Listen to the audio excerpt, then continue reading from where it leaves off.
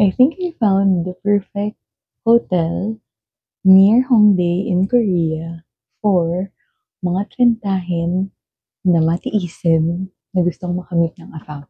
Di ba? Ang specific ng target market na yun. Let's go!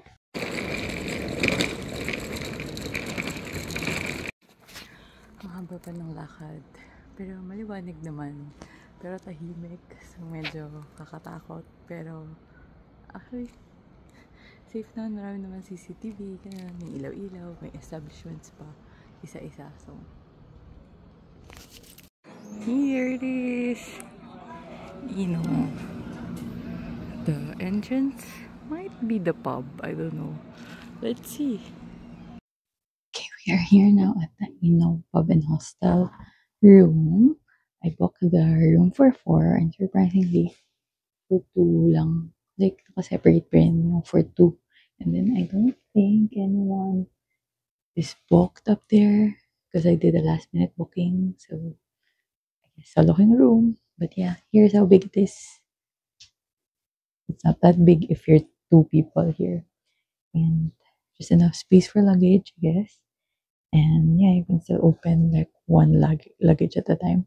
You have closets here, and then you have privacy curtains, and then I don't know if you see me now, likely not, but there's a cabinet there that you can look. And the bed is okay size, like not a cramped capsule, and the bed is pretty clean, although I can't say the same for the room.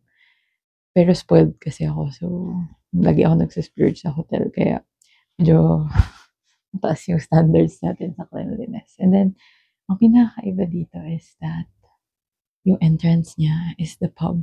And then Fridays, they have live band night.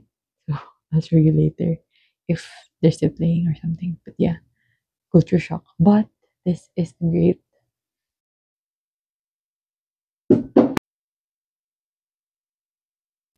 There's also plenty restrooms. So, hindi ka naman mauubusan. But let's see tomorrow. Malayan sa umaga, diba? And then, women, third floor. I think men, second floor, mixed. Water dispensary night. Oh, can you hear?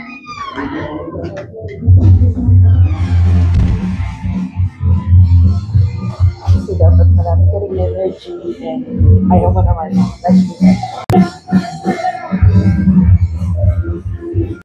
Okay, we're here at the shower area. Wala namang tao and malinis naman ang shower, I think. Malinis din naman ang restroom. Basic lang.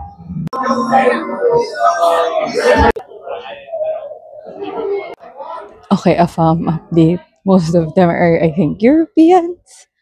Parang ganon. And then, madaming nag-smoke sa labas. So, I think yun yung smoking area. Hindi naman sa loob. Non-smoking yung loob. So, ngayon, kagala lang ako kasi kailangan ko ng peace and quiet for work.